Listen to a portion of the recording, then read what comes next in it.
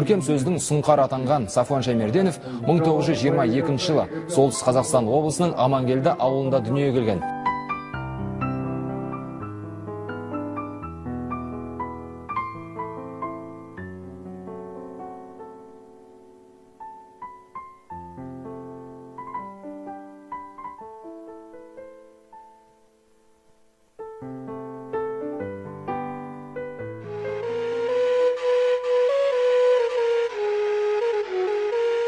Петропавлдағы қалалық классикалық гимназияға Сафуан Шаймерденовтың есімі берілді.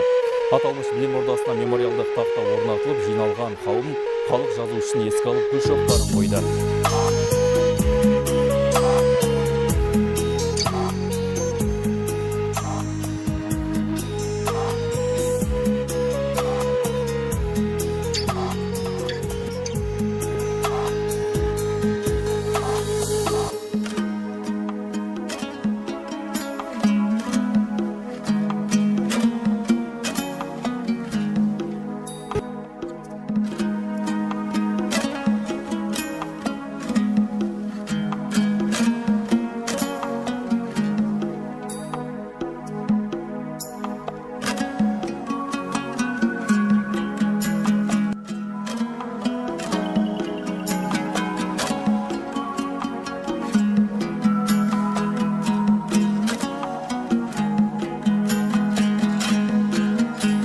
Шаймерденов қазақ үшін қалтқысыз қызмет етті. Ол менің солақай саясатына қарсы шыққан екі адам болса, соның бірі осы Сафуан Шаймерденов. Қазақ тіліне мемлекеттік тіл мәртебесін беру жолында жанын салды. Ұлт мүддесін көтерді. Ұлт басына төнген қара бұлтты қауқарынша сүйретуге күш жұмсады.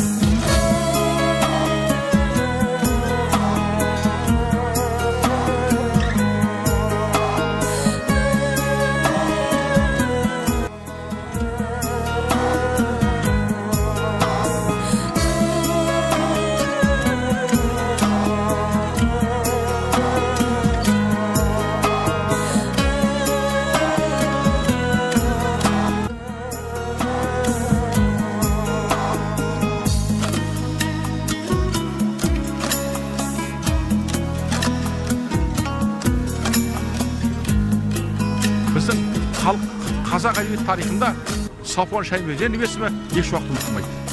Адам жүрегі тоқтағанда өлмейді, ол ұмытылғанда өледі.